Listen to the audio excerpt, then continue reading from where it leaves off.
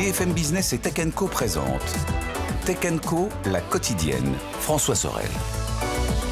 Nous sommes le mercredi 6 mai 2026. Merci d'être là, 19h31. En ce mercredi, ravi de vous retrouver. Bienvenue sur le plateau de Tech & Co sur BFM Business.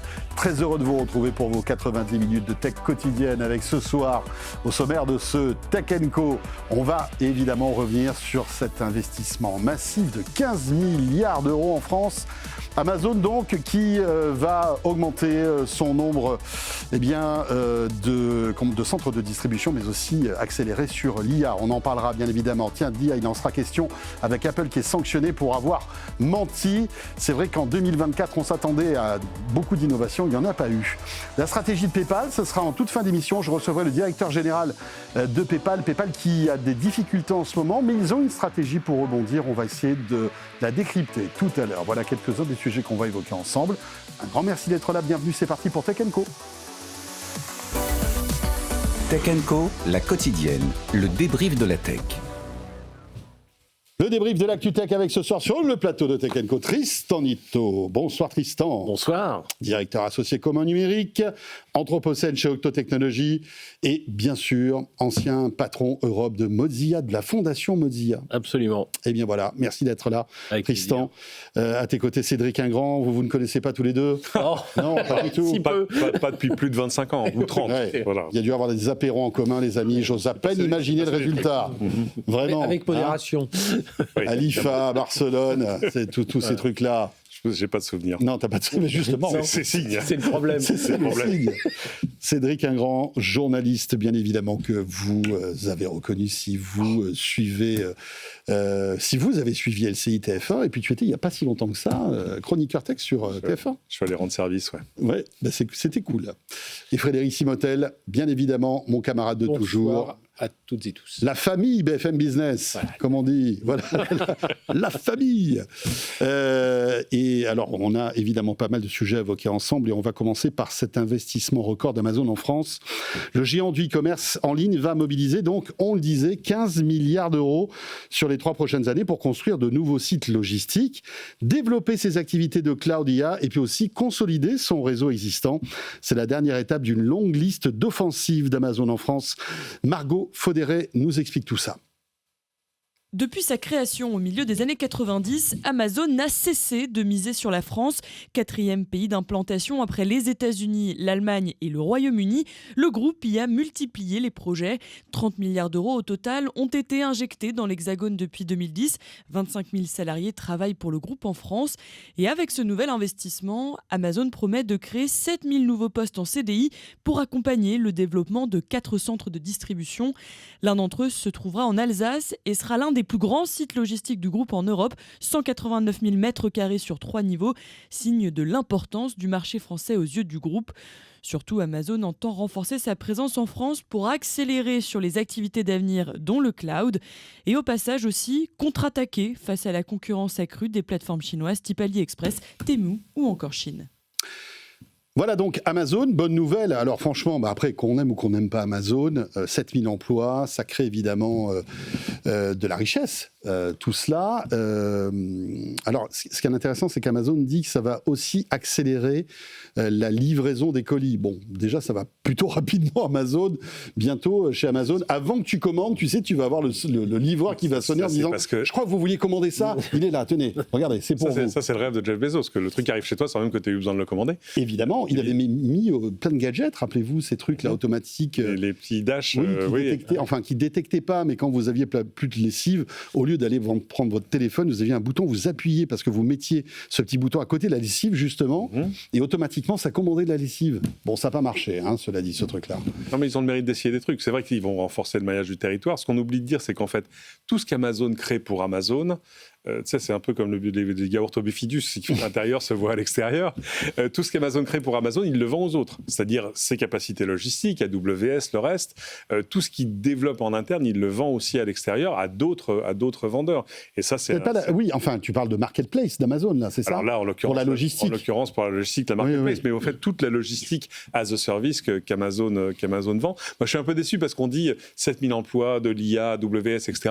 Et finalement, quand on décompose, on voit que c'est 7000 emplois dans des centres de distribution. Oui. Donc ça veut dire 6 900 emplois payés pas très cher et puis une centaine d'ingénieurs qui sont là pour découvrir comment remplacer les 6 900 autres par des robots. Donc si on était un peu ironique, c'est ce qu'on dirait. Non, on va pas s'en plaindre. Et puis tout est bon à prendre pour arriver à se faire livrer plus vite. Mais c'est intéressant de voir jusqu'où ils vont dans le maillage du territoire. En fait. Ouais, c'est dingue. Donc 4 nouveaux centres de distribution, un en Alsace, je crois en 2025, et 3 autres en 2027 et 3 autres qui vont ouvrir certainement en 2026. Tristan, Amazon. Mais oui, sans vouloir être dissonant, si on crée 7000 emplois, Tu n'es jamais dissonant. On en détruit combien dans le petit commerce à côté? Non, parce que la boulangerie du coin. Mais que va-t-elle devenir?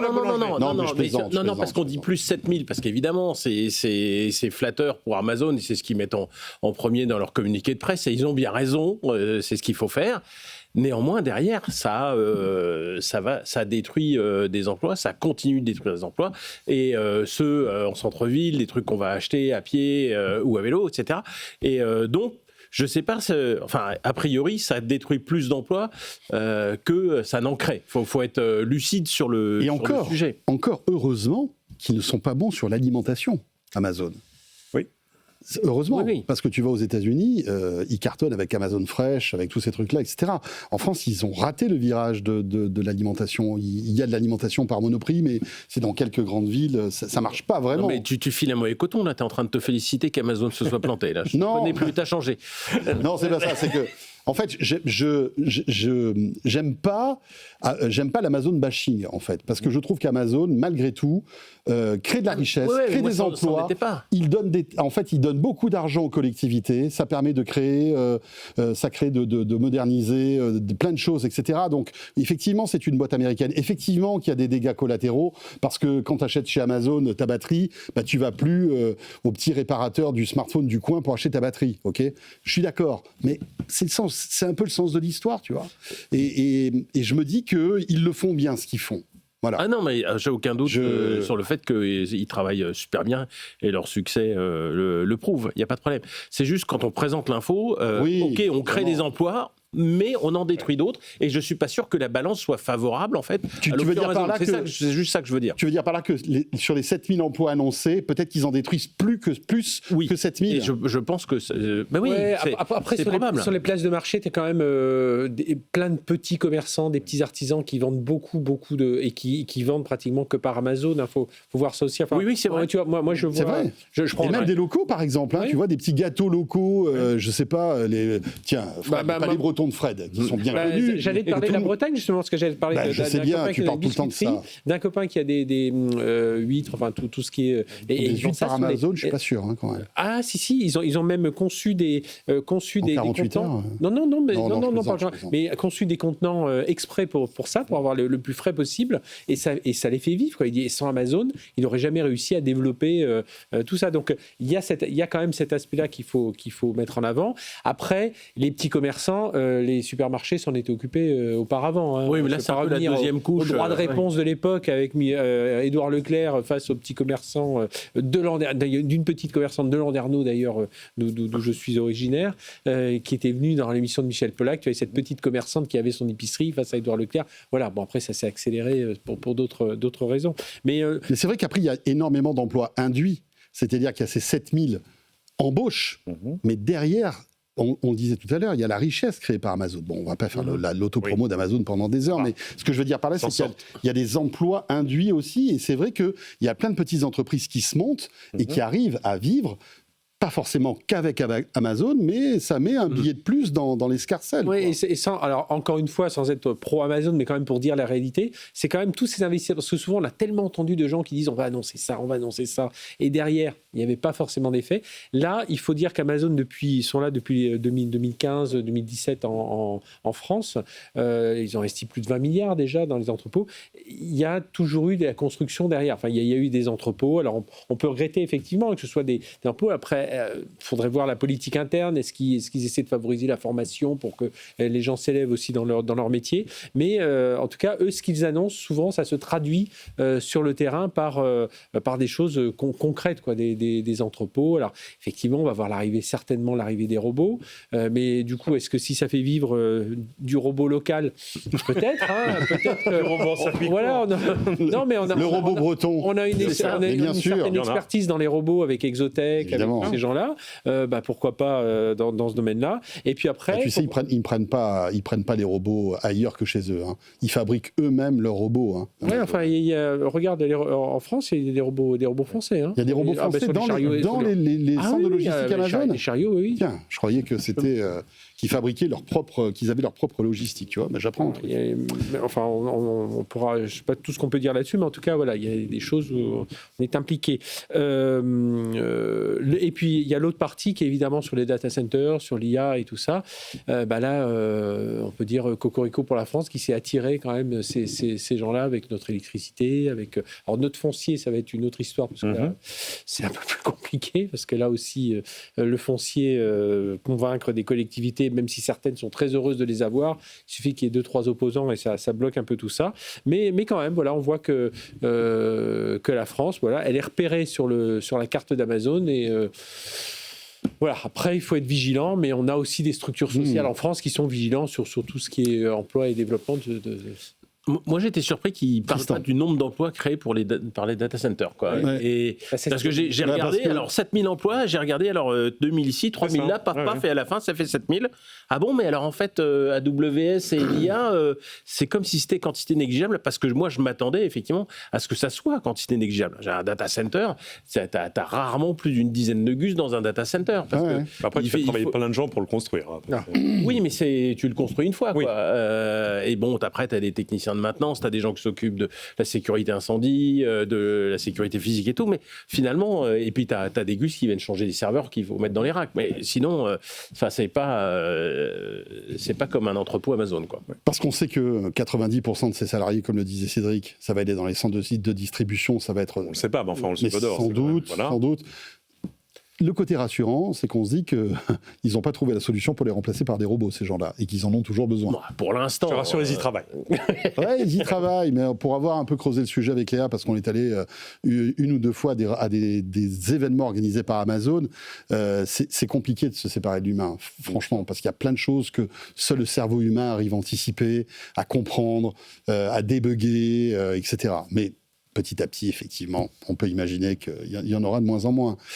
On a terminé sur Amazon, hein, Fred. On peut passer à autre chose. Oui. Bon, on voit qu'ils investissent beaucoup, hein, l'Allemagne, l'Espagne, voilà, oui. Énormément. Oui, évidemment, on n'est pas les seuls. Hein. Voilà. Dans l'actu aussi, on va parler d'Apple avec on va faire deux actus coup sur coup sur Apple et sur l'IA. La première, c'est concernant l'iPhone qui devrait arriver bientôt avec un petit peu plus d'intelligence. Alors évidemment, on attend tous Siri 2, en fait, le Siri intelligent qui devrait bientôt arriver, boosté par le Gemini de Google. Mais Apple aurait dans son escarcelle une autre stratégie. Je ne sais pas si vous avez suivi ça, je trouve assez intéressant cette stratégie. C'est le fait de dire finalement, vous savez quoi, concernant l'IA, vous allez faire un peu ce que vous voulez, vous les utilisateurs. Vous voulez du Siri, vous aurez du Siri. Vous voulez du Gemini, vous aurez du Gemini. Vous voulez du ChatGPT, lorsque vous allez questionner votre téléphone, eh bien vous pourrez avoir du ChatGPT. En gros, et ça serait quand même aussi une sacrée nouveauté, Apple s'ouvrirait en fait aux IA concurrentes pour être en quelque sorte un carrefour, une espèce de device qui nous permettrait de rentrer en contact avec des IA et pas forcément celle d'Apple. Je trouvais ça intéressant. Alors c'est une rumeur, hein, rien n'est. Si c'était vrai. Si c'était vrai, voilà. On dit sur Twitter, si c'est vrai, c'est très grave. Si c'est vrai, c'est un aveu de la part d'Apple implicite qui n'arrivent pas à avoir leur propre outil dans une entreprise qui est dans une intégration normalement totale. Le hardware, le software, les puces, le truc du début, l'expérience du début à la fin, enfin tout ce qui est le discours de marque habituel d'Apple. C'est pour ça que c'est surprenant. Et on le dit depuis le début, Apple a un problème avec l'IA parce qu'il y a un problème de maîtrise, c'est-à-dire que c'est difficile pour eux de ne pas tenir l'expérience jusqu'au bout et avoir des moteurs LLM qui peuvent raconter des trucs vrais ou faux ou un peu à côté ou mal vus ou mal visés par rapport au public ou à l'âge, etc. Ça doit être terriblement inconfortable pour Apple qui est vraiment habitué à une maîtrise de bout en bout. Du coup, stratégiquement, c'est intelligent de le faire comme ça, pas de dire voilà l'outil que je vous donne, mais Moi, je vous donne ça. Derrière, vous mettez ce que vous voulez. Mais ça devient ton problème, en fait. Et je pense que c'est une explication la plus logique au truc. L'autre explication, c'est que ils sont pas arrivés à transformer Siri en quelque chose qui résonne avec un ChatGPT, un Claude, un Gemini. Alors, peut-être deux choses. Ça ne leur a pas empêché ce fiasco de l'IA, parce qu'on va en parler juste après. Ça va leur coûter de l'argent, hein, le fait qu'ils aient menti un petit peu sur l'IA. Alors, une pièce, ça va leur coûter chercher une pièce. Les coussins du canapé. Voilà, si je te trouvais 250 millions. Les pièces de 20 centimes, ils vont trouver. Voilà. Enfin, des quarters de dollars, pardon. La première chose, c'est que, bien sûr, toute cette IA, elle est, comment dirais-je, j'ai perdu le fil de ce que je voulais dire. On parlait de ça, j'avais deux choses, et ça m'est complètement sorti d'esprit, mais ça va me revenir. Oui. Demande à Siri, pardon. Non, on ne voit rien. Apple a perdu du temps dans l'IA, mais ça ne leur a pas empêché de battre des records de vente d'appareils. C'est ça qui est intéressant, c'est qu'ils se disent finalement, tout le monde se bat sur ce truc-là, est-ce que finalement nous, restons bons dans le hardware, finalement, c'est très bien. Et puis après, l'utilisateur choisira ce qu'il veut mettre dedans. Et moi, je pense que l'arrivée de John Ternus, tu as peut-être un deuxième, tu as dit, il y avait 2 points. Non, mais le deuxième, alors il est complètement perdu. Il va arriver un petit peu plus tard. C'est peut-être important de voir l'arrivée de John Ternus, qui est un homme du hardware, un exécuteur industriel, quelqu'un qui est vraiment dans l'intégration produit. Et peut-être que là, c'est là où il commence à y avoir ce changement d'ADN chez Apple, qui se dit finalement, enfin d'ADN, non, de revoir un peu l'histoire des modèles, de dire bon, on va pas se lancer à coups de milliards dans les modèles, et se dire que la valeur, finalement, elle sera peut-être plus dans le modèle. Les modèles vont devenir interchangeables, et nous, la valeur, elle va continuer à être dans les appareils, les interfaces, tout ce que nous on maîtrise. En plus, tu as vu, habilement, ils disent attention, ces intégrations seront faites, les développeurs pourront intégrer tout ça, mais dans le respect d'iOS, dans le respect de nos règles iOS. Et là, comment je te faire peu à peu tout ça, et donc dans cet univers de développeurs, ils gardent la maîtrise. Et ça, je trouve ça assez intelligent. Après qu'ils versent certainement des sommes considérables à des OpenAI, Google et Claude, enfin et Anthropic, oui, mais ça va être dans leur compte, on va dire 10-12 milliards, tout ça qui sont loin des 100 milliards que les autres vont investir, et ils vont continuer à garder la main quelque part là-dessus. Donc moi, je trouve que c'est pas une stratégie mais qui te dit que c'est pas les autres qui vont les payer?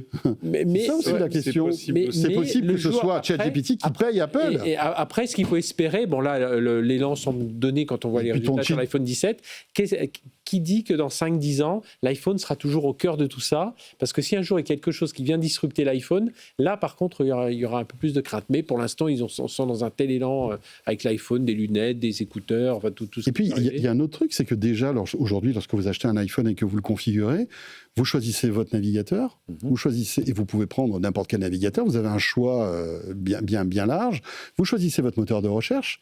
Donc finalement, on est dans cette personnalisation d'un appareil. Pourquoi pas ne pas choisir son IA? Ça ne serait pas déconnant. En fait, ils offrent pas le service, mais ils ont un aiguillage. Et en fait, ils ne fabriquent que l'aiguillage, et après, tu le branches sur le service que tu veux. Là où c'est assez intéressant, c'est qu'en fait, on ne sait pas aujourd'hui de quoi le futur est fait, parce qu'il y a énormément d'incertitudes. Pour l'instant, il y a une poignée d'acteurs, et ils ne vont pas tous survivre quand il y aura consolidation et quand la bulle va se dégonfler ou exploser. Donc aujourd'hui, ça serait assez difficile pour Apple de dire « je mets tout sur, je ne sais pas lequel, un des 3 ou un des 5 ». Et si jamais ils se plantent, mais ça va être compliqué de faire marche arrière. Et donc en fait, à moins de viser de devenir eux-mêmes un de ces acteurs, mais ils auraient une chance sur 10 d'y arriver, c'est quand même pas beaucoup.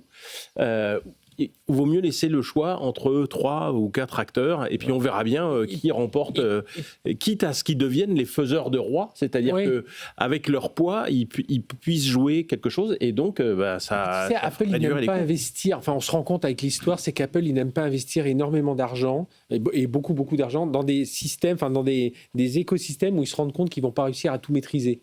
Et là, c'est un peu le cas avec l'IA. En plus, l'IA, ça ne correspond pas à leur culture. L'IA, c'est de l'expérimentation rapide.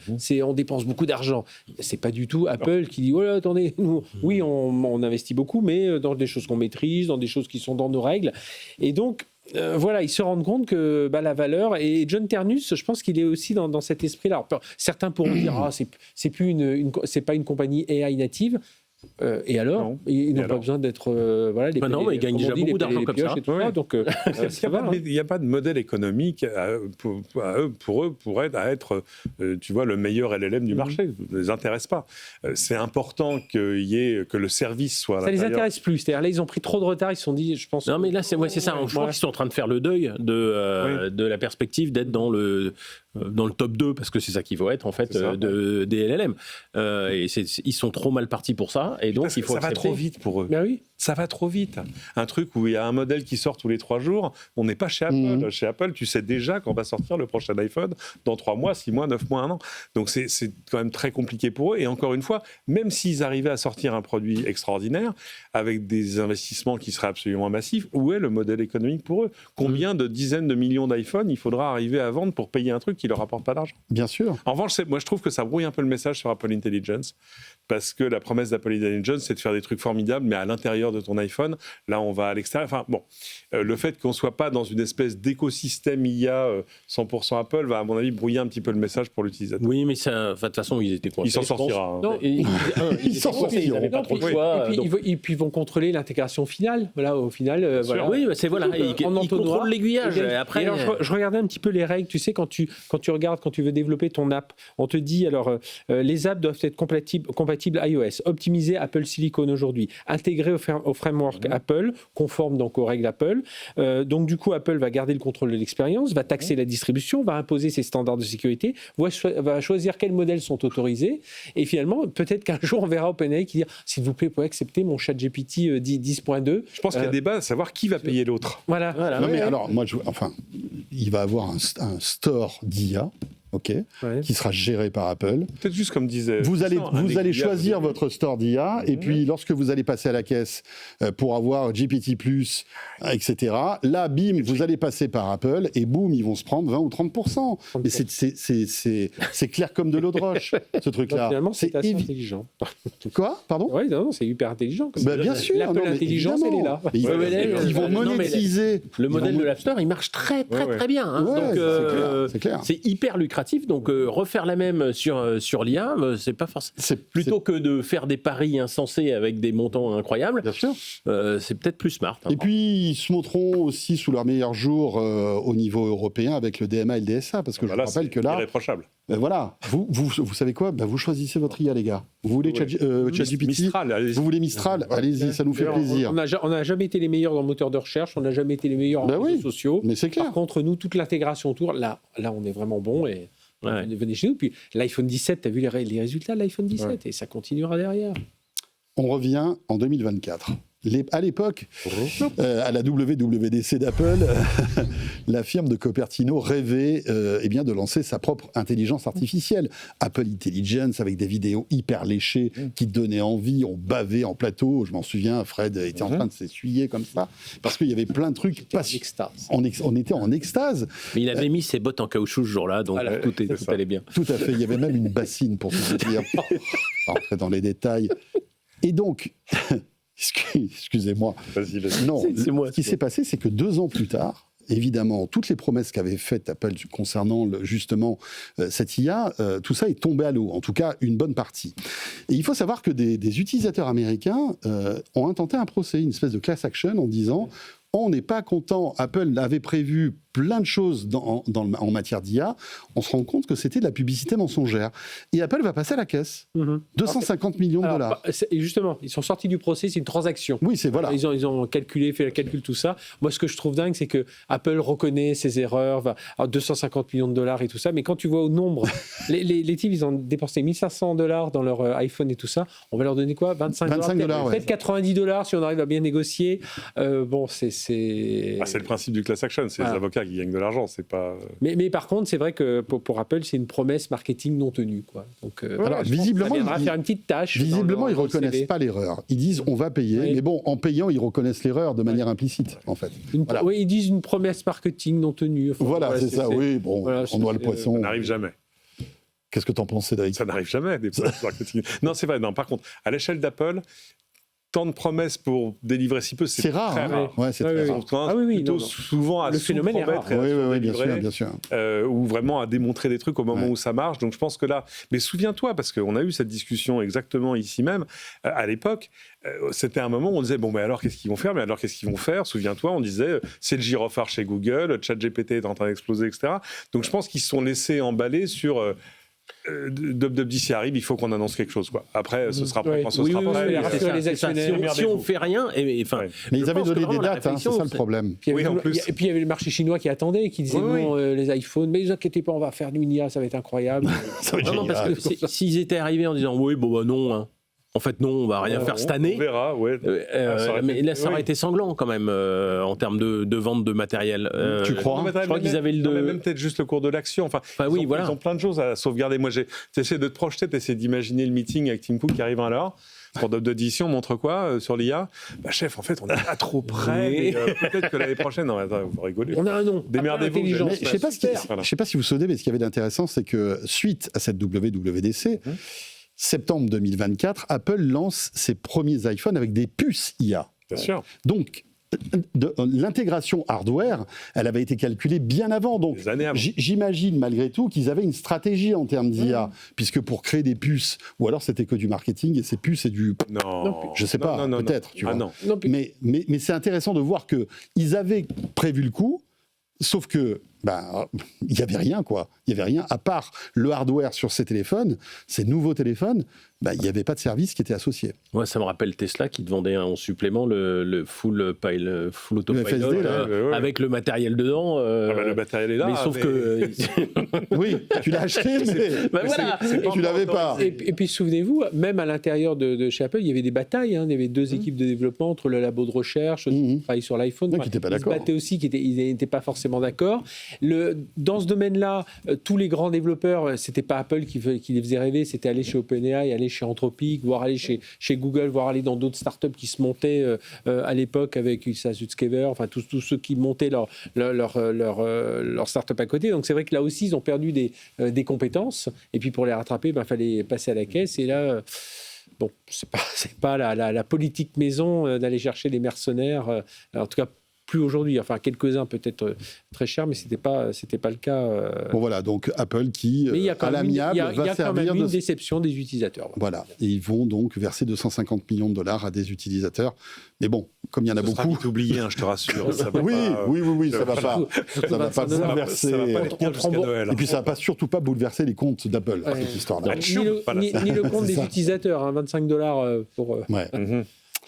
Ils ont une autre class action en Corée du Sud, j'ai vu ça, à peu près sur le même sujet, mais qui, elle, n'a pas abouti. Donc ça va être intéressant de... Mais t'imagines si on avait gagné de l'argent à chaque fois qu'il y a eu des promesses marketing non tenues. Là, je ne parle pas d'Apple, je parle en général. Ah oui. Ce serait quand même... Et alors nous, journalistes qui parlions de ce truc-là, on serait milliardaires. Sauf s'il y a de tout, on était forcé de payer. Enfin, voilà, c'est compliqué. Oui, c'est compliqué. On va marquer une petite pause. Toujours Tristan Nitto, Cédric Ingrand, Frédéric Simotel. C'était Tech & Co, la quotidienne sur BFM Business. À tout de suite, on revient dans une minute. Ne bougez surtout pas. Tech & Co, la quotidienne sur BFM Business. Tech & Co, la quotidienne, le débrief de la tech. Le retour de Tech & Co, la quotidienne, le débrief de l'actu tech encore pendant 30 minutes avec ce soir sur le plateau de Tech & Co, Cédric Ingrand, journaliste, fabricant de podcasts de très haute qualité. De très belle qualité. Fabricant. Ça, c'est un artisan. Artisan, c'est de l'artisanal podcast. Artisan podcasteur. Voilà, c'est comme ça qu'on va t'appeler maintenant. Changez-moi le synthé, s'il vous plaît. Comme le sabotier de la Creuse. C'est ça. Tristan Nitto, directeur associé commun numérique et anthropocène chez Octo Technologies. Et bien évidemment, ancien patron Europe de Mozilla, de la fondation Mozilla, Firefox, Mozilla, etc. Enfin, tout l'écosystème qui existe encore. 30 ans, c'est ça 30 ans récemment pas encore. Ou les 20 ans Pas loin. Les 30 ans. Pas loin. Les 25. Les 25 ans. Mon Dieu, toutes ces années qui s'enchaînent, les amis. Ouais. Et dont on ne se souvient pas, finalement. Ouais. Parce que, voilà. Et Frédéric Simotel, bien sûr, journaliste à BFM Business. On repart, évidemment, du côté de chez Google.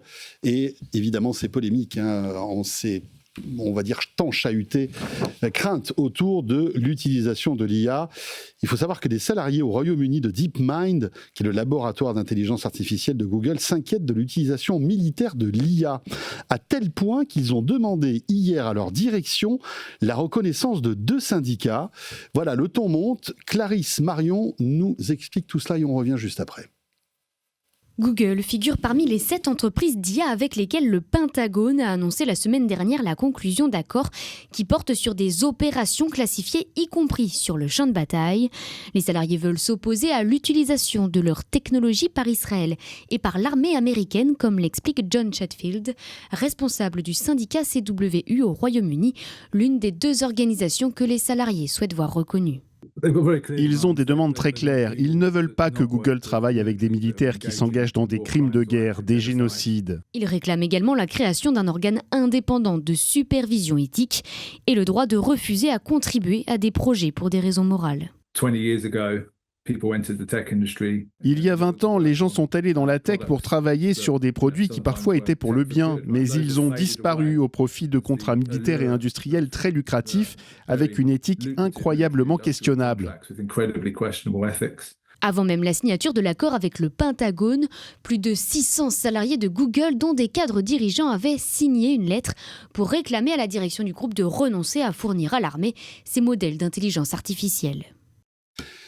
Voilà donc du rififi chez Google. Alors bon, est-ce que c'est un gros rififi ? Je ne sais pas parce que Google emploie aujourd'hui combien de dizaines de milliers d'employés. Fred, tu dois avoir cette information. Justement, j'étais en train de rechercher là-dessus, tu m'as scotché. Je l'aurai un jour. Oui, je l'aurai. Mais plusieurs dizaines de milliers et ils sont 600. Je crois que c'est 80 000, mais ouais, on va vérifier. C'est ça tout de suite.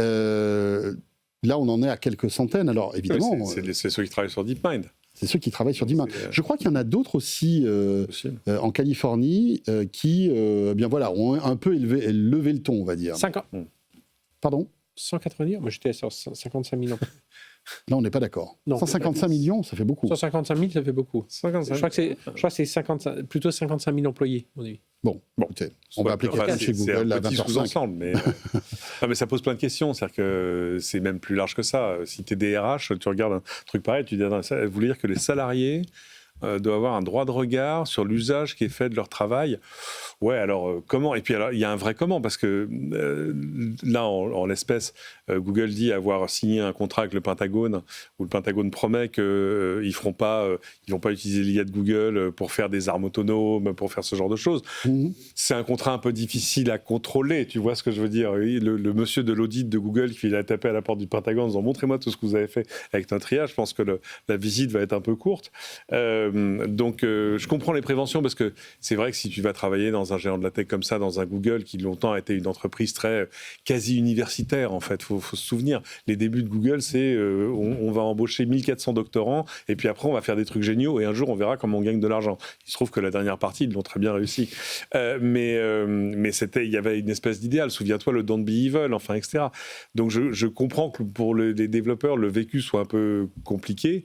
Maintenant, on est à un moment où de toute façon, si c'est pas ton LLM que le Pentagone va utiliser, c'est celui d'un autre, voire des trucs open source, voire des choses développées en interne. Enfin, c'est compliqué. Ah, mais de toute façon, ils sont tous, ils utilisent tous les modèles, sauf celui d'Anthropic. Ils sont comme nous, ils en changent tous les 3 jours, tu sais. Non, parce que comme ils sont quand même bien engueulés avec Anthropic, finalement, c'est un peu une mesure de rétorsion aussi de la part du gouvernement de prendre tous les modèles sauf Anthropic en lui demandant « t'as mal, hein, tu t'en veux d'avoir fait un scandale ». Et bon, c'est normal qu'il reste chez Google des fibres de l'ancien Google, du Don't Be Evil, des gens qui sont rentrés et qui croyaient encore à ce genre de choses. Ce qui est intéressant, et on en parle souvent avec Fred, c'est qu'aujourd'hui, souvent, les très bons dans la tech, enfin les ingénieurs, les chercheurs, etc., choisissent leur boîte parce qu'ils vont être bien, parce que souvent cette boîte-là les ressemble un peu, leur ressemble. Et c'est vrai qu'on peut imaginer que, je sais pas moi, peut-être certains chercheurs ne se retrouvent plus chez Google avec ce changement de vision, etc. Et est-ce que, et c'est là ma question, est-ce que finalement ça ne va pas aussi faire fuir peut-être les bons éléments de chez Google. Alors, ça sera peut-être que quelques centaines de personnes, mais peut-être des personnes qui faisaient avancer la recherche, trouver des produits innovants, qui iront voir ailleurs. Parce qu'on sait qu'aujourd'hui, ces gars-là, s'ils s'en vont demain de chez Google, ils retrouveront de la place ailleurs. En fait, voilà. C'est ça que je... Alors déjà, le marché leur est favorable. Et deuxièmement, ils ont probablement déjà beaucoup d'argent. Et ils peuvent partir. Il y a une notion dans la Silicon Valley qui s'appelle le fuck you money. Hein, c'est technique, c'est du jargon. Mais c'est ça. C'est-à-dire en fait, j'ai suffisamment d'argent pour dire à mon patron, tu me demandes un truc qui ne me va pas, merci, au revoir. Séparons-nous bons amis. Moi, je ne travaille pas sur ce genre de choses.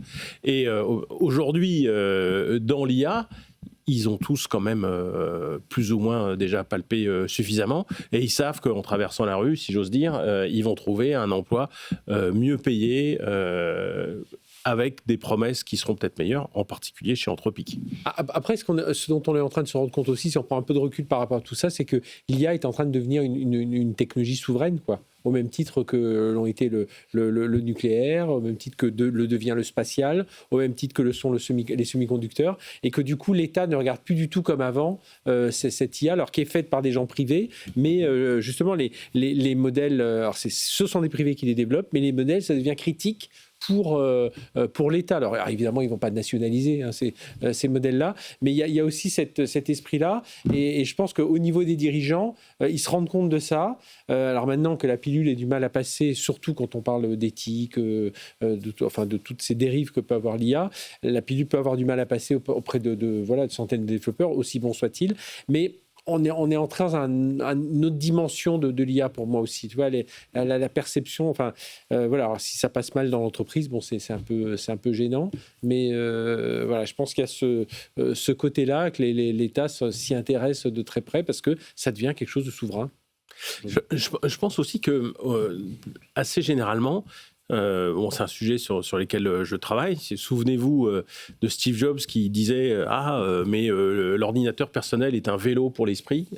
C'était magique, c'était numérique émancipateur. Et aujourd'hui, on est nettement plus dans une phase cynique du numérique. Enfin, qu'on aille de méta avec tous les problèmes qu'ils ont avec les addictions, les adolescents, etc. Avec OpenAI aussi qui crée des problèmes auprès des jeunes. Et le tout dans une ambiance politique et avec des directions générales qui font preuve d'obédience auprès d'un pouvoir que quand même pas dans l'émancipation des gens, quoi, on va dire publiquement.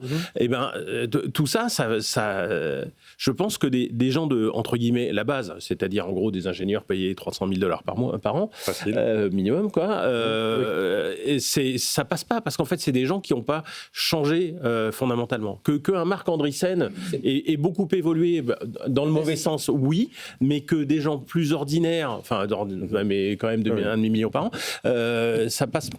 Est-ce que tu crois pas, pour nous qui sommes un peu des historiques, un peu on n'a pas vu totalement la naissance de la Silicon Valley, on était un petit peu jeunes, mais justement la Silicon Valley, elle est quand même née avec l'armée. Enfin, tu vois, Oracle au départ, il développe des bases de données pour l'armée, tout ce travail, la NASA, l'armée, tout ça, et puis peu à peu, ça devient des entreprises privées, et puis voilà, qui commencent à partir dans le monde des entreprises. Et là, on est dans une génération qui n'a pas connu ça, et qui du coup tu vois, c'est aussi une question de discrétion. C'est quand tu descends l'une des deux autoroutes qui entre la 280 etc. qui descendent dans la Silicon Valley. Évidemment, tu vois tous les gens que tu connais, tu vois les Google, les machins, etc. Et puis quand tu pars dans ces parcs d'activités, tu vois plein de boîtes. Tu dis le nom ne me dit rien. Tiens, ça je sais pas ce que c'est. C'est tous des sous-traitants de la défense américaine. Oui, c'est ça.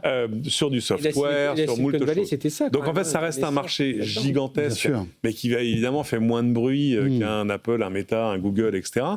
Donc ça reste quelque chose d'important. En fait, ce qu'il faut voir dans ces histoires de développeurs qui disent non, je suis pas vraiment d'accord pour qu'on utilise Betruda, c'est presque une espèce de démarche de lanceur d'alerte, parce qu'en fait, c'est ce qu'ils aimeraient qu'on voit refléter dans l'opinion publique demain. C'est-à-dire de dire, tu vois, tout comme on a réussi un jour à avoir des accords pour encadrer ce qu'on faisait avec l'arme nucléaire, je ne dis pas qu'on est exactement dans la même échelle, mais il y a quand même des vraies questions qui se posent sur ce qu'on peut s'autoriser à faire ou pas. Enfin, c'est presque les nouvelles règles de la guerre qu'on est en train de définir. C'est les nouvelles alliances, la big tech, avec la cyber, les infrastructures techniques, le renseignement, la défense, tout ça, ce sont ces nouvelles alliances que l'on voit aujourd'hui.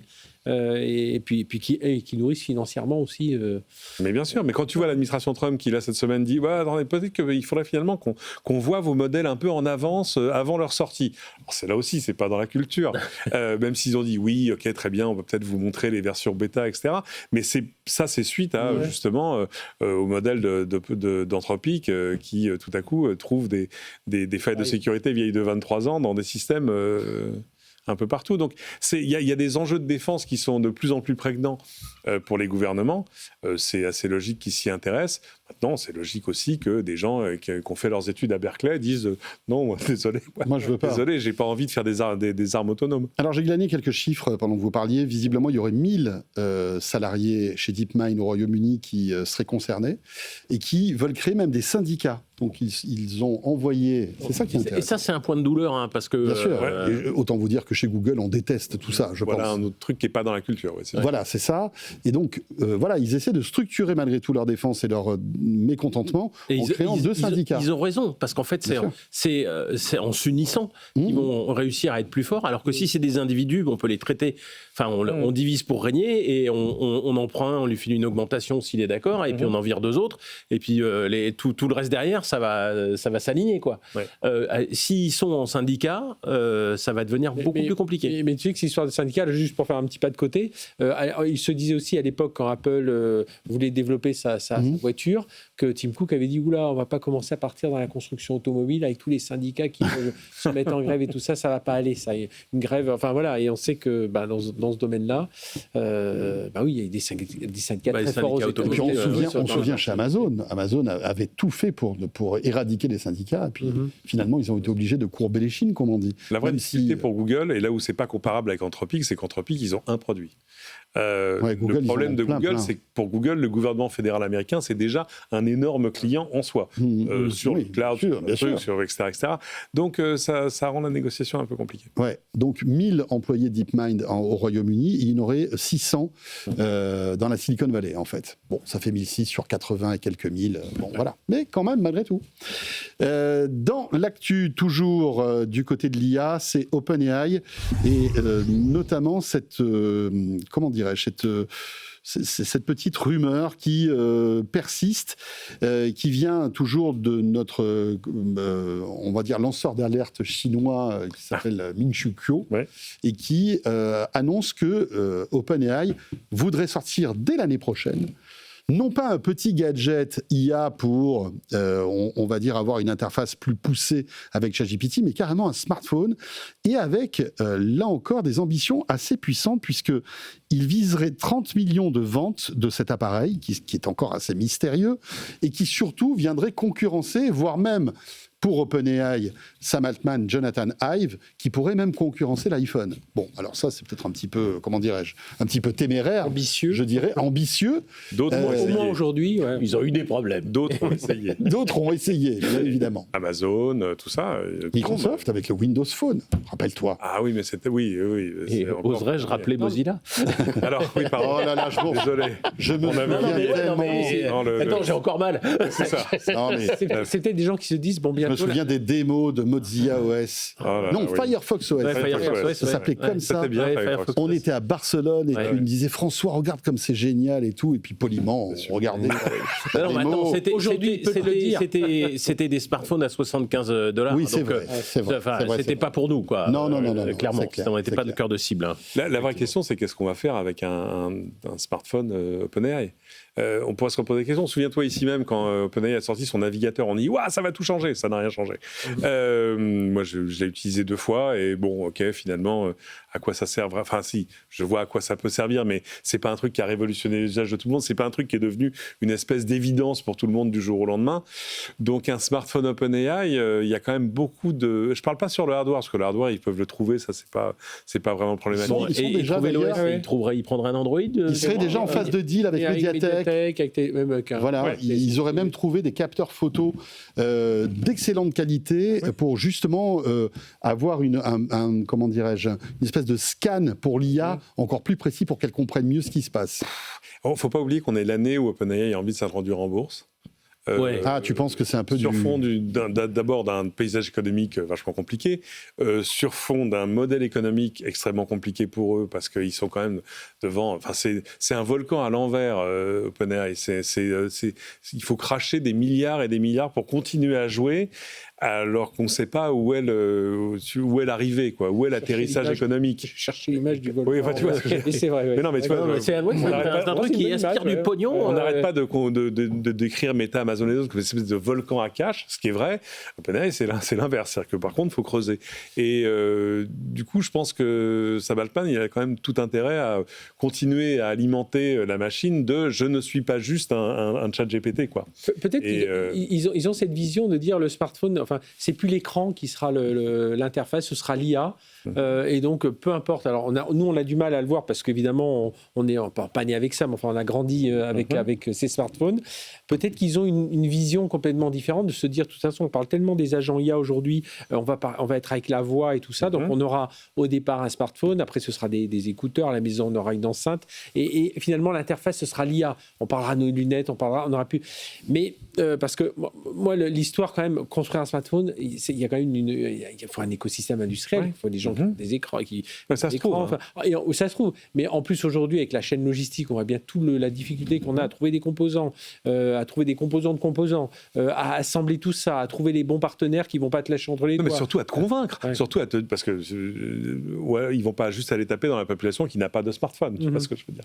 Donc, c'est arriver à te faire migrer d'un iOS ou d'un Android, où on est quand même tous assez sérieusement ferrés dans l'ensemble par les même les jeunes générations. C'est fait pour.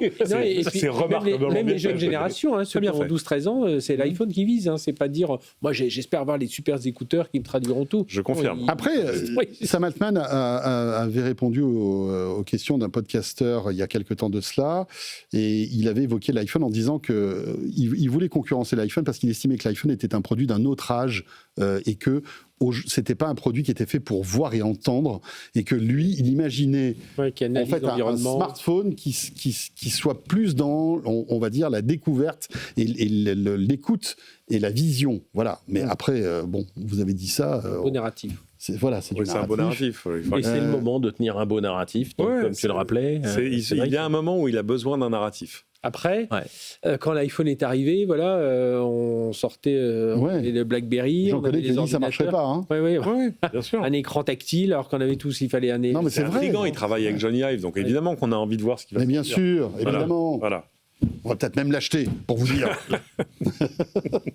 Bref, moi, j'y crois pas du tout. T'y crois pas du tout? Non, mais pas aïe. C'est vraiment, je vois pas. Je vois pas du tout. Parfois, j'ai des idées farfelues, tu vois. Il y a un semblant de lumière au bout du tunnel, mais là, tu vois rien du tout. C'est le trou noir. Surtout qu'après, une fois que tu as ton produit, tu as quand même tout le marché. Est-ce que je fais du premium? Est-ce que je fais un peu une grande gamme pour essayer un peu de premium, un peu d'entrée de gamme, un peu pour et s'il veut en vendre 30 millions, c'est 30 millions, c'est le S24. C'est pas rien. Non, c'est bon. On a envie d'y croire. Oui. Parce qu'évidemment, mais vivement 2027. Parce que nous sommes restés de grands enfants et on essaie de préserver notre capacité d'émerveillement. Mais à un moment, quand même, la réalité s'impose à nous, quoi. Mais tu te dis, tu sais, on va en parler dans un instant, mais il y a un moment, un Elon Musk qui débarque en disant je vais faire des voitures électriques. Tu dis, écoute, t'es gentil, les voitures, c'est pas. Alors je sais, c'est un peu différent, mais très. Voilà, mais oui, pourquoi pas un Johnny Ive qui réfléchissent au monde de demain. Ils ont certains neurones que nous, on n'a pas, et peut-être qu'ils ont vu un truc plus puissant.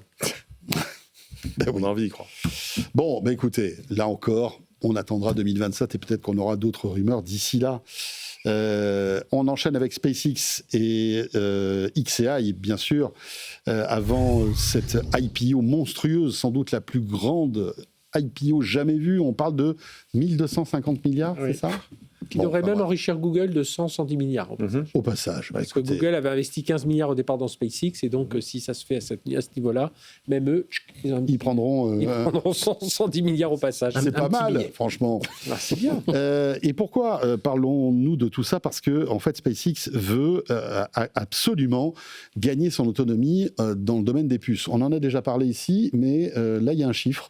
en fait, Elon Musk voudrait investir 55 milliards de dollars dans son fameux projet Terafab. Vous savez, cette gigafactory de puces qu'il fabriquerait en collaboration avec Intel. Et il y en a un deuxième, je ne sais plus qui c'est. Non, je crois que c'est que Intel. Non, pas Micron. Non. Je ne sais plus, mais ça me reviendra. Enfin voilà, en tout cas, il y a Intel, ça c'est certain. Et l'idée, ça serait de créer en fait des processeurs pour tout l'écosystème Elon Musk. SpaceX, les Tesla, XAI. Les robots, là. Les robots Optimus, bien sûr. Et puis, Neuralink, etc., etc. Il n'a rien inventé, c'est un truc à la Apple. Ouais, et puis franchement, je trouve qu'il n'a pas tort. Il n'a pas tort. Le fait de se dire, vous savez quoi, on n'est jamais mieux servi que par soi-même. Au lieu d'attendre des puces qui vont être fabriquées par les autres, je vais dépenser beaucoup d'argent pour fabriquer mes propres puces et je pourrais me faire du sur-mesure, un peu ce que fait Apple finalement. Sauf qu'Apple ne fabrique pas ses puces aujourd'hui. C'est ça qui est intéressant. Alors oui, c'est vrai, Apple ne détient pas les designs. Après, pour le reste, c'est très dans la culture Musk depuis le début, parce qu'il est de toute façon dans l'intégration verticale depuis le début, à faire ses propres fabs de batteries, etc. Enfin, à pas se reposer sur les autres, quitte à faire du partenariat avec un Panasonic, un CATL et les autres. Mais donc là, c'est logique qu'il le fasse en partenariat. Mais de fait, il sait qu'il va avoir besoin d'énormément de puces pour énormément d'activités à court et moyen terme. Après, la complexité par rapport à ces autres métiers, c'est quand même c'est des coûts gigantesques, une expertise rare. ASML, on en parle, c'est des machines, il faut savoir les piloter aussi. Hein, alors ça prend du temps. Et est-ce qu'Elon Musk en a, tu vois, moi, c'est ce que je me dis. À court terme, il y a un effet d'annonce important. À moyen terme, on a une possibilité d'accélération. À long terme, soit il devient vraiment un nouveau pilier historique, comme il est dans l'espace, comme il est en automobile, et on peut lui faire confiance de savoir trouver les bons hommes en jetable aussi, hein, ça marche un moment, et puis une fois, dès qu'on passe à la phase 2, hop, c'est d'autres compétences qu'il va faire venir. Voilà, après, ce qui est toujours, c'est toute cette compétence autour, et il faut le parallèle entre la voiture et l'espace, il y a moins de... C'est pas une production de masse. Comparé à ces composants. La voiture, il est parti de la batterie, puis c'est un peu moins compliqué quand même que les composants. Maintenant, voilà, 55 milliards. On dit toujours, nous, si on voulait monter une usine en France, ce serait entre 10, 12, 14 milliards. Donc voilà, 55 milliards, il est dans l'échelle. Tristan. Bon. Et puis il y a Intel qui est là, où il y a sûrement encore des ressources, il y a de la compétence. et qui a besoin d'un coup de pied aux fesses pour redémarrer. Donc s'il y a quelque chose que cet homme-là, dans l'ensemble, mais pour repartir dans l'innovation, parce qu'ils sont et justement, ça peut être l'aiguillon que, enfin, s'il y a un truc qui fait bien, c'est ça, quoi. Tu vois. Surtout, ça arrive à un moment où on sait qu'il y a une cocotte minute, un moment qui va sauter entre la Chine et Taïwan. Et qui peut tout à coup, là, vraiment, du jour au lendemain, mettre en danger toute la chaîne d'approvisionnement de l'essentiel des puces, surtout celle haut de gamme qui alimente toute la planète. Donc tout à coup, lancer ça et le lancer localement, j'ai envie de dire, aux États-Unis, à côté de ces autres usines, il y a un côté évidemment à la fois de sauvegarde de sa propre supply chain et puis un côté de souveraineté évident. C'est ce que tout le monde aimerait faire, mais tout le monde n'a pas les moyens d'Elon Musk. Voilà. Mais est-ce que 55 milliards suffiront pour fabriquer ce projet pharaonique d'usine qui fabrique tous les processeurs d'Elon Musk ? On l'a dit, pour ce prix, tu ferais 4 fabs normales. Ouais. Donc... Après, il faut les usines d'électricité, il faut les centres de données. Et puis tout l'écosystème derrière, tu vois. Les puces, elles ne tombent pas du ciel. Hein. Non, mais il faut tous les fournisseurs tout autour. Oui, mais tu l'as dit toi-même, l'IPO de SpaceX va rapporter combien ? Si tu veux, tout à coup, l'argent n'est plus un problème. ST Micro. Et à l'inverse, il faut raconter des belles histoires pour que l'argent tombe. Oui, bien sûr. Voilà, hein, donc c'est le serpent qui se mord la queue. Il y a un côté prévision autoréalisatrice, quoi, tu vois. Je vais faire ça. Ah oui, alors ça y est, puis boum, voilà, c'est que l'IPO est bonne. Je pense que il a la vision aussi de se dire faire ça aux États-Unis.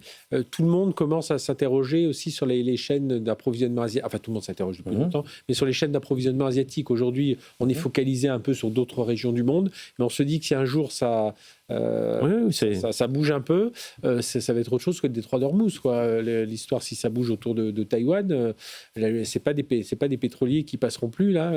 On arrête complètement l'électronique au niveau mondial, quoi. Et là, ça va être une autre histoire. Ouais, qui sait, peut-être que demain, Apple se joindra au projet Terafab. Non. Non. Non. Je tentais, puisqu'on est dans la politique fiction, dans la science. Nomme-moi 5 partenariats avec Apple. Voilà. Ouais, c'est vrai qu'il n'y a pas beaucoup de partenariats. Il y en a eu quand même. Il y en a dont tu n'as jamais entendu parler. Ouais. Mais si tu veux, à la fin de la foire, la seule marque dont on parle, c'est Apple. Oui, c'est clair. Apple n'est jamais le numéro 2 et jamais la mouche du coche qui suit le truc. Après, ça voudrait dire qu'il y aura un nouveau pôle mondial du calcul IA qui serait... Oui, c'est clair. Bon, en tout cas, tout ça, très intéressant. Merci à tous les trois pour toutes ces analyses. Voilà, merci Cédric. Un plaisir. À très vite. Salut. Cédric Ingrand, journaliste tech. Bien sûr, aussi avec nous Tristan Nito ce soir. Merci Tristan, à très vite. Bien sûr, avec plaisir. Et Frédéric Simotel, qu'on retrouve demain. Tu es là demain? Oui, on va reparler encore de tous ces sujets qui auront encore pris... Oui, voilà. 10 milliards de plus. 10 milliards de plus. Je te disais tout à l'heure, aujourd'hui, c'est quand même étonnant de se dire qu'aujourd'hui, l'étalon, c'est le milliard de dollars. C'est ça, c'est ça. Ah, mais c'est le milliard de dollars symbolique, en fait. Quand tu rachètes une boîte maintenant, c'est ça, tu vois. Exactement. Aussi. Voilà. Et on est un peu loin de ces chiffres, nous en Europe et en France notamment. Vous restez avec nous. Tech & Co, la quotidienne, on revient dans 1 minute avec plein de bonnes choses pour vous. Pour cette dernière partie, avec notamment la stratégie de PayPal. PayPal qui n'a plus, on va dire, la baraka d'antan. Philippe Daly, qui est le directeur général de PayPal France, sera avec nous. Et puis on découvrira une start-up française très intéressante qui s'appelle Nanos et qui, grâce à ses capteurs, arrive à sentir les dangers, notamment les gaz, etc. Donc analyse olfactive avec des capteurs, ça remonte. Et ça va évidemment chez des clients, pourquoi pas. On va en parler dans quelques minutes. Voilà pour la suite de ce Tech & Co. Et puis bien sûr, dans un instant, juste après cette petite pause, c'est Léa Benaïm qui nous rejoint pour le Tech Flash. Bonne soirée, merci d'être là, à tout de suite. Tech & Co, la quotidienne sur BFM Business. Tech & Co, la quotidienne, Tech Flash. Très belle soirée, vous avez choisi BFM Business, vous avez bien fait. C'est Tech & Co, la quotidienne. Et à 20h31, comme chaque soir, un condensé de l'ActuTech, c'est le Tech Flash. Et c'est avec Léa Benaïm. Bonsoir Léa. Bonsoir François et bonsoir à tous. Et à la une, Amazon va investir 15 milliards d'euros en France, avec à la clé la création sur 3 ans de 7000 postes en CDI. Ces investissements concernent la construction de 4 nouveaux entrepôts ainsi que le développement des capacités de cloud et d'IA dans le pays. Le géant américain entend ici contre-attaquer face à la montée en puissance des plateformes chinoises comme AliExpress, Temu ou encore Shein. Et puis autre investissement, cette fois à l'image d'Elon Musk, SpaceX a déposé un dossier pour construire une usine de puces au Texas dans le cadre de son méga projet Terafab. Montant de l'opération 55 milliards de dollars, avec un objectif, stimuler la production américaine et réduire la dépendance vis-à-vis des fabricants étrangers. Et le retard d'Apple dans l'IA va coûter 250 millions de dollars, Léa. Et oui, c'est ce que l'entreprise a accepté de payer à un collectif qui l'accusait devant la justice de promesses non tenues sur les capacités d'IA dans les iPhones. Chaque membre de ce recours va recevoir une somme symbolique, 25 $ par appareil. L'accord couvre au total 36 millions d'iPhones vendus depuis l'été 2024 aux États-Unis, date de présentation d'Apple Intelligence. Également dans l'actualité, Samsung a franchi la barre symbolique des 1000 milliards de valorisation boursière. L'action a bondi de 15% aujourd'hui sur fond de rumeurs sur un possible accord avec Apple pour la fabrication de puces, ce qui fait de Samsung la deuxième entreprise asiatique à passer ce cap juste après son concurrent TSMC, lui aussi porté par la forte demande autour de l'IA. Et enfin, dans le secteur auto, le géant BYD souffre. Les ventes reculent pour le 8e mois consécutif et ce, malgré des exportations en hausse. BYD n'a jamais été aussi vulnérable sur son propre marché, la Chine devenue de plus en plus concurrentielle. La marque a vendu seulement 300 000 véhicules dans le monde au mois d'avril, soit une baisse de 15% sur un an. Et on reste dans le secteur direction Pékin où s'est tenu la semaine dernière le salon de l'auto. Et je vous donne rendez-vous sur la chaîne YouTube de BFM Tech pour une émission En route pour demain avec Julien Bonnet dédiée à cet événement. Et parmi les sujets Hello, ce concept car étonnant dévoilé par Citroën, on écoute un extrait. On a le plaisir aussi de redécouvrir le concept Hello, qui est présent ici, qu'on avait découvert il y a quelques mois à Paris. Et puis j'en parle tout de suite avec le chef du design de Citroën, Pierre Leclerc. Donc présenter ici le concept Hello, donc on connaît bien maintenant de l'avoir vu il y a quelques mois en Europe. En Chine ici, l'idée c'est quoi d'avoir ramené ce concept ici? Alors on arrive un petit peu comme c'est un peu un pavé dans la mare quand on voit l'environnement automobile chinois. Mais c'est toujours intéressant d'abord pour de tester le marché chinois sur des concepts comme ceux-ci, qui sont quand même beaucoup plus petits que ce qu'on voit sur les routes. Et puis on a une histoire énorme avec la Chine. On a fait la Yellow Crusade en 1931, on a fait le salon de Shanghai en 85, on a fait notre première usine de montage en 93. Donc on a une belle histoire avec la Chine et c'est vraiment sympa d'être là avec Hello. En route pour demain, retrouvez cette émission bien sûr sur la page YouTube de BFM Tech bien évidemment et sur bfmbusiness.com. Il est 20h35, un petit point maintenant sur le géant du paiement PayPal. Je reçois tout de suite son directeur général France. Tech & Co, la quotidienne, l'invité. Et Philippe Dallier est avec nous. Bonsoir Philippe. Bonsoir François. Merci d'être là, directeur général donc de PayPal France. PayPal, évidemment, qui dans l'inconscient des gens, des Français, est un moyen de paiement qui a marqué les années 2000, c'est vrai, on s'en souvient. Je pense que le tout premier paiement numérique qui était rassurant, sécurisé, c'était PayPal. Sauf que depuis, pas mal d'eau a coulé sous les ponts, d'autres, on va dire, concurrents sont arrivés, et notamment Apple avec Apple Pay, etc. Enfin, voilà. Et puis les Visa, les Mastercard sont toujours là, existent toujours. Malgré tout, Philippe, PayPal, c'est quand même 16 millions d'utilisateurs en France, 25 ans d'existence, je le disais. Et PayPal est disponible dans près de 200 pays à travers le monde. Première question, comment va PayPal alors que j'ai cru voir passer des résultats financiers qui n'étaient pas aussi réjouissants que ça? Alors PayPal est une société qui est, comme vous le disiez, présente dans à peu près 200 pays, 400 millions de consommateurs actifs ou d'utilisateurs actifs, environ 16 millions en France. Des lancements très récents qu'on a pu opérer avec des marques qui sont des marques hyper locales pour les Français, Le Bon Coin, SNCF. Donc, si je prends un petit peu la mesure de la collaboration qu'on a avec des marchands, côté retail, en tout cas en France, PayPal va bien. Alors, ça veut dire quoi? Ça veut dire que maintenant, mon billet de train, je peux l'acheter via PayPal. Sur SNCF et sur Ouigo, via Connect. Okay. On a la possibilité d'acquérir son billet via PayPal, effectivement. On a aussi la possibilité, et c'est un des cas d'usage qui est le plus plébiscité, c'est le paiement fractionné. C'est quelque chose qui permet aux Français d'avoir un petit peu plus de flexibilité dans la gestion de leur portefeuille et de leurs dépenses. D'accord. Et plus loin dans le temps, ce qu'on voit poindre, c'est un petit peu ce dont vous discutiez un petit peu avant, c'est le commerce agentique qui devient un vrai sujet aussi pour les marchands. Donc c'est intéressant, on va en parler de l'IA bien sûr, parce que j'imagine qu'elle est au cœur aussi de votre stratégie. Malgré tout, vous avez annoncé un plan d'économie d'1,5 milliard $. C'est compliqué quand même malgré tout de se transformer, d'être toujours en fait innovant dans ce domaine du paiement, qui est malgré tout encore, on va dire, concentré par des acteurs, des vieux acteurs. Les banques sont toujours là, mine de rien. Il y a quelques années, on disait c'est la mort de la banque, on va tous acheter numériquement, etc., etc. Finalement, c'est compliqué. On voit qu'il y a quand même une inertie dans le monde du paiement. Alors, il faut toujours innover pour le client. Et c'est ce qui préside un petit peu aux différentes décisions qui ont été prises suite à l'arrivée d'Enrique Lores, qui est le nouveau patron de PayPal Monde, qui est arrivé depuis quelques mois maintenant. Et il y a eu une communication qui a été amenée de sa part, à savoir un recentrage sur des questions de produits. Donc, je pense que ce qu'il veut mettre au cœur de la stratégie, c'est le produit. Et donc, le produit pour qui? Pour le client. Donc, il y a 3 piliers très forts qui ont été destinés. Le premier, c'est l'angle, on va dire, classique du checkout, donc la transaction, lié à ça avec des innovations qui vont venir à destination des clients pour le peer-to-peer.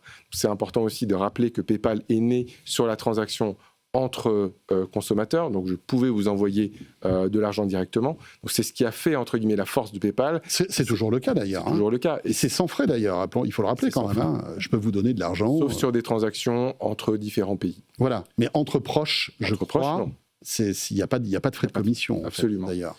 Et du coup, c'est comme ça que PayPal s'est construit. Et PayPal a une singularité dans le milieu du paiement, c'est que c'est à la fois ce qu'on appelle un PSP, donc un prestataire de paiement, qui a la possibilité d'offrir différentes méthodes de paiement pertinentes dans tous les pays où on opère. C'est un acteur du paiement fractionné, donc qui donne la possibilité aux clients d'échelonner les paiements.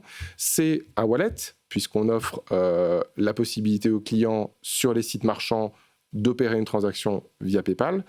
Et tout ça fait que finalement, on reste très singulier dans le landerneau des fintech.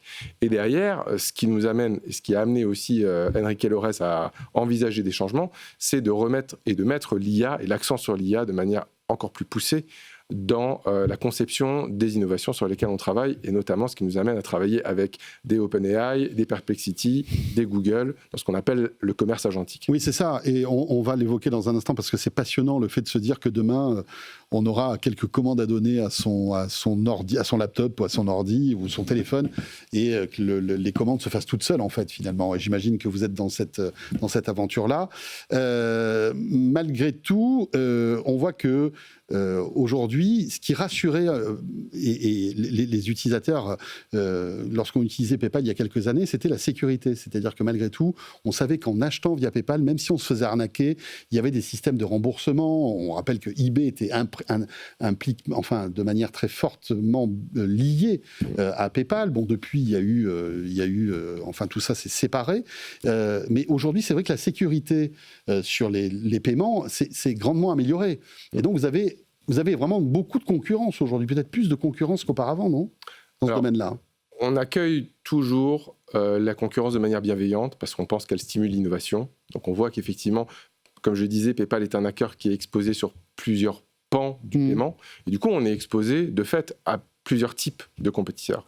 Maintenant, on a un historique de plus d'une trentaine d'années.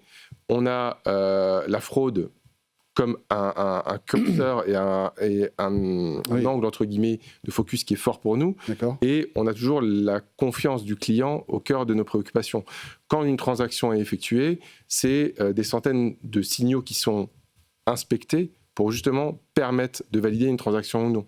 Quand on parle du paiement fractionné, tout le monde n'a pas accès au paiement fractionné parce qu'il y a aussi une analyse qui est faite de l'historique du paiement, du profil du consommateur, et on met en place des systèmes qui permettent de protéger et le marchand et le client. Donc l'IA, pour revenir là-dessus, on a plus de 600 modèles d'IA qui tournent au moment où une transaction est effectuée pour détecter des risques de fraude. Ça, ce n'est pas des choses qui s'improvisent, c'est des choses sur lesquelles PayPal travaille depuis des années. Et on a toujours ce focus qui est fait, effectivement, et qui est mis sur la détection de la fraude et sur la sécurité.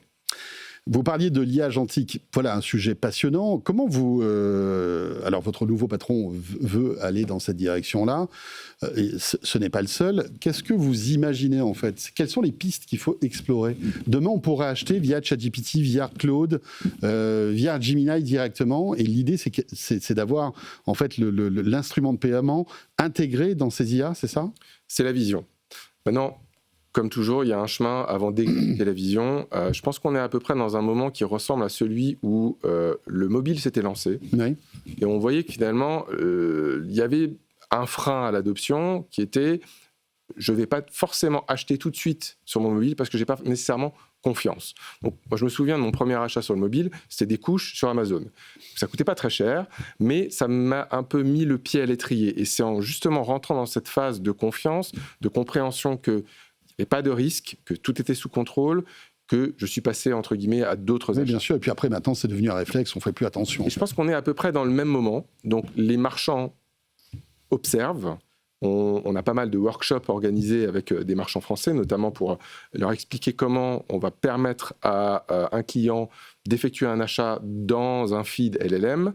On travaille avec tous les acteurs et tous les LLM du marché pour justement avoir des protocoles qui sont des protocoles certifiés et des protocoles qui sont à mettre en place avec les marchands. D'accord. Et puis derrière, c'est aussi de se poser la question, mais qu'est-ce que le marchand va y gagner ? Et quels sont les points, entre guillemets, d'attention à date ? Ce qui a gagné, c'est peut-être un peu de ROI. Mais ça dépend aussi de cette bascule d'audience qu'on va voir entre du surfing classique sur le web ou le mobile vers les LLM, donc la bascule d'audience. Ça va prendre des années en plus. Ça peut prendre un peu de temps. La deuxième chose, c'est la sécurité des données. Et l'autre point, c'est la fraude. Donc il y a énormément de points d'attention sur lesquels PayPal travaille. il y aura une adoption qui va se faire probablement petitement. Il y a déjà des cas d'usage et des expérimentations et des projets live, notamment en Israël avec PayPal ou aux États-Unis. Alors c'est quoi, par exemple, ces projets, en tout cas ces expérimentations qui sont faites? C'est-à-dire que l'idée, expliquez-nous demain comment on pourra acheter quelque chose via un LLM. Comment ça marcherait? Alors l'idée, c'est que vous commencez votre expérience sur votre LLM, vous recherchez un produit, quel qu'il soit, imaginons des raquettes de tennis, et vous hésitez entre différents produits. Vous avez probablement demandé à votre LLM, j'ai plutôt tel style de jeu, est-ce que tu pourrais m'exposer différents modèles de raquettes de tennis? Et il va vous exposer ces modèles-là. L'idée, à terme, c'est de plus seulement faire du showrooming, d'une certaine manière, et de rechercher uniquement de l'information, mais d'aller jusqu'à l'acte de transaction. C'est-à-dire que quand on est d'accord avec le LLM qui va nous pousser, par exemple, une raquette, on pourra lui dire « Ok, achète-la moi ». Achète avec PayPal. Et c'est là que vous utilisez votre compte PayPal, vous vous authentifiez et vous rentrez dans une logique de check-out et donc de validation de la transaction qui serait similaire à celle que vous pourriez avoir via PayPal sur votre mobile ou sur votre desktop. La crainte, c'est évidemment la fraude et puis les erreurs. On voit que, par exemple, l'IA peut être victime d'hallucinations. Est-ce qu'il faudra malgré tout une validation humaine pour avoir on va dire le go final? Il y a toutes ces questions aussi, finalement. C'est l'expertise de PayPal. Notre expertise, c'est de garantir la sécurité de la transaction, quel que soit le contexte. Là, on parle juste d'un contexte qui est différent, mais pour autant, le marchand et le client restent toujours protégés par ce qu'on appelle le buyer protection et le seller protection, donc toujours la possibilité de revenir vers PayPal dans le cas d'une fraude ou d'un incident avéré. Il faut aussi rassurer les gens et leur dire, attendez, ne vous inquiétez pas, si jamais il y a fraude, vous êtes assurés. Vous pouvez toujours vous retourner vers PayPal et avoir une discussion et fournir les preuves aussi que vous n'avez pas été livré ou qu'à l'inverse, il y a eu manifestement une fraude.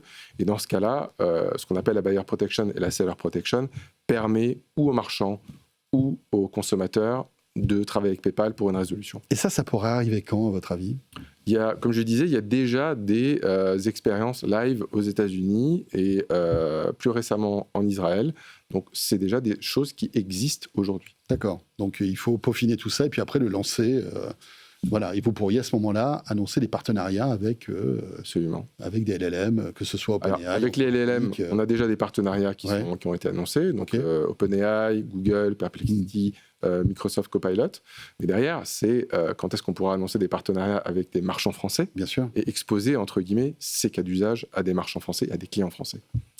Merci beaucoup, Philippe Daly, directeur général de PayPal France. Voilà, on arrive à brosser comme ça le futur de PayPal, avec entre autres le commerce agentique. On aura l'occasion d'en reparler. Merci beaucoup. Merci François. Et tout de suite, direction la rédaction de BFM Tech, comme chaque soir, en ce mercredi. Tech & Co, la quotidienne. La chronique BFM Tech. Et Salomé Ferrari nous a rejoint sur ce plateau. Bonsoir Salomé. Bonsoir. Journaliste à la rédaction de BFM Tech, bien entendu. Et dans le métro, dans la rue, dans les lycées, depuis quelques mois, les écouteurs filaires sont partout. Et c'est vrai qu'on le remarque, tous. Alors après les années de déclin face à tout ce qui était Bluetooth, pourquoi aujourd'hui, Salomé, les écouteurs filaires reviennent sur le devant de la scène, en fait? Et oui, clairement, selon l'Institut Circana, les ventes mondiales d'écouteurs et de casques filaires repartent à la hausse. On parle quand même d'une progression de 20% depuis le début de l'année 2026. Alors d'abord, il y a eu un effet de mode très clair. On a vu énormément de stars avec des écouteurs filaires. Donc Zendaya, Ariana Grande ou même Zoé Kravitz. Cette dernière n'a d'ailleurs pas hésité à critiquer largement le Bluetooth, le jugeant peu fiable. Et puis en plus, c'est tellement trendy d'avoir un fil comme ça. Exactement. Du coup, sur les réseaux sociaux, c'est devenu une tendance avec un hashtag. Comme d'habitude, c'est le Performative Girl. Et le but, c'est vraiment de reproduire le look des stars et donc de ressortir ces vieux écouteurs filaires du placard. L'autre facteur assez évident, c'est le prix, parce que les écouteurs filaires restent largement moins chers que les Bluetooth. Apple continue d'ailleurs à en vendre depuis plusieurs années. C'est des modèles entre 20 et 25 euros. Donc c'est clairement très loin des prix de certains écouteurs Bluetooth. Et d'ailleurs, c'est un mouvement beaucoup plus large, le retour des écouteurs filaires. C'est le retour des éléments un petit peu rétro. Donc on parle de cassettes, de vinyle et même des iPods récemment. C'est vrai. Et au-delà du style, est-ce que le retour des écouteurs filaires rime aussi avec une meilleure qualité d'écoute. Parce qu'on peut imaginer qu'avec un fil, justement, tu as un meilleur son qu'avec le Bluetooth. C'est ça, mais alors ça dépend un petit peu du modèle, parce qu'effectivement, avec le câble, ça peut résoudre potentiellement la question de la limite de bande passante qui est introduite avec le Bluetooth pour l'écoute des fichiers de très haute qualité. Mais tous les écouteurs filaires ne se valent pas, ça dépend de beaucoup de facteurs, donc notamment le modèle, la taille et la qualité des membranes, et surtout des sources audio.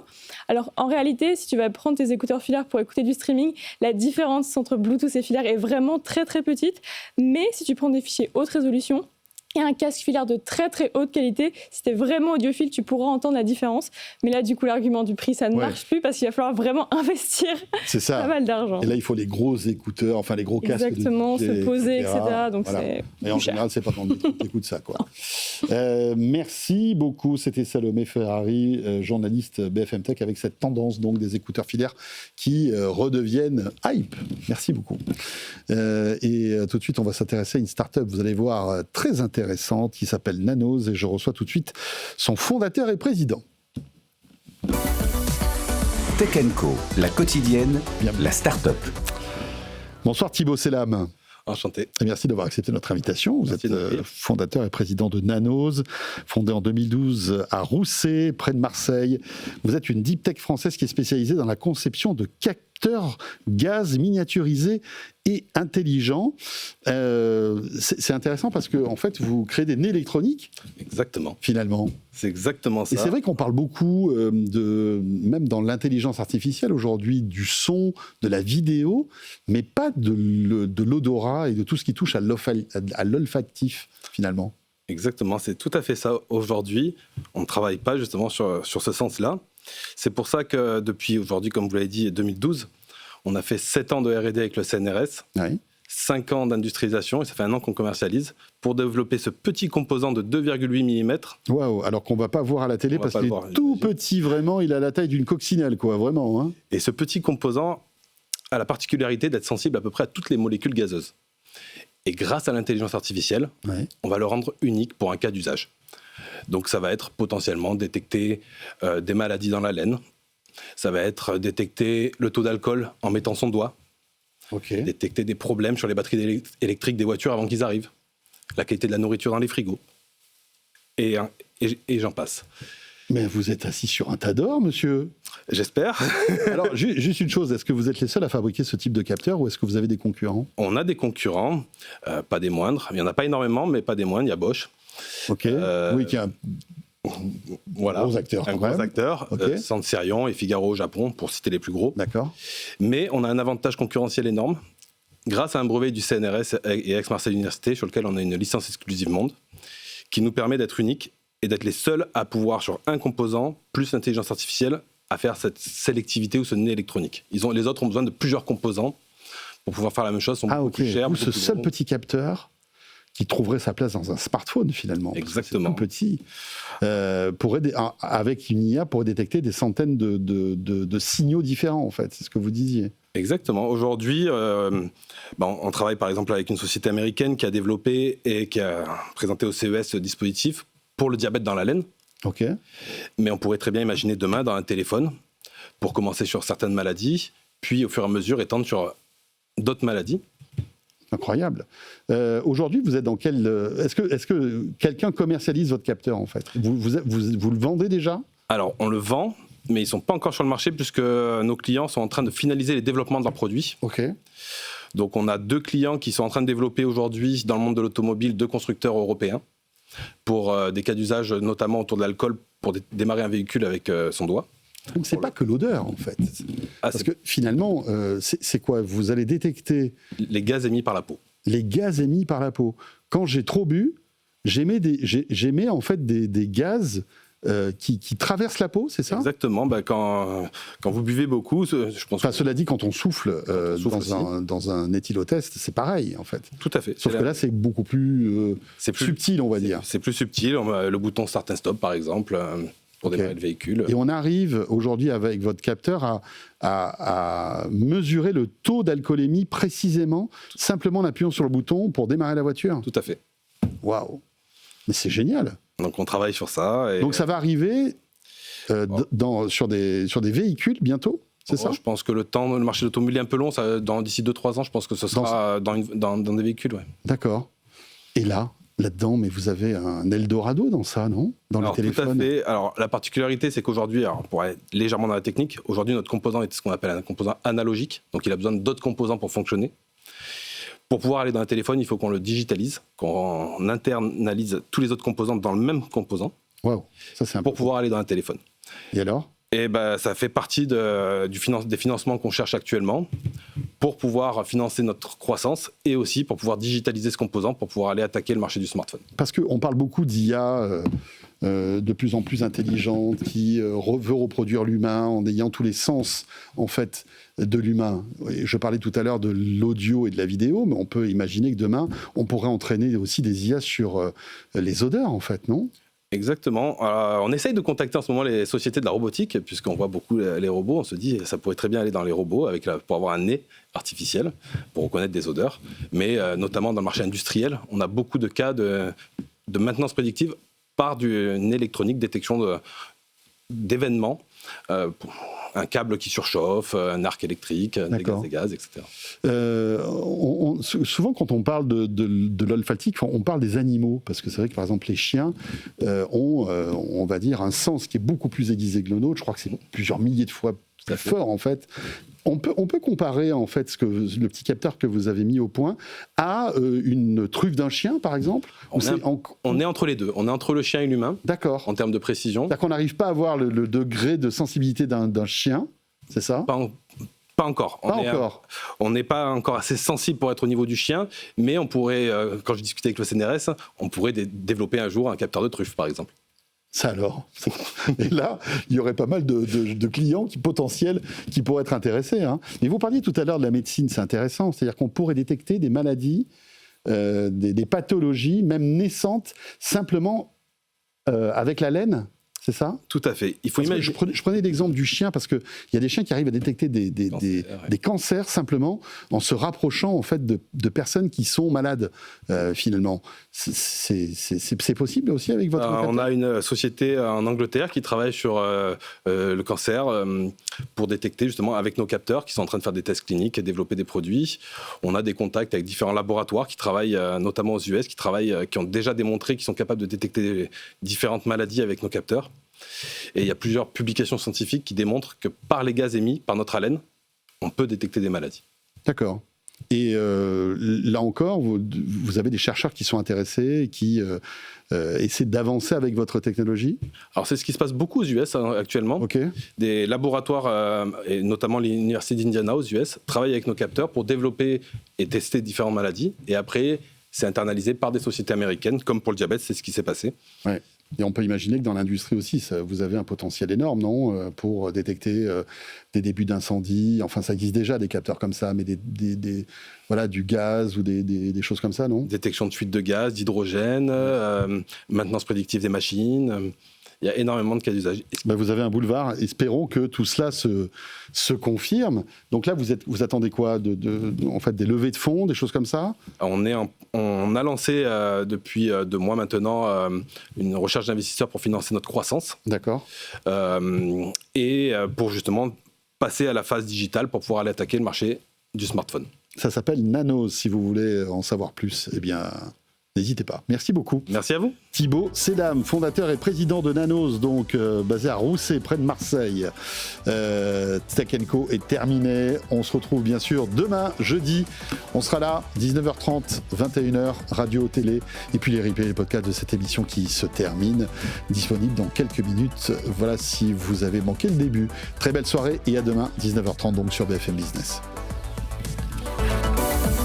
Tech & Co, la quotidienne sur BFM Business.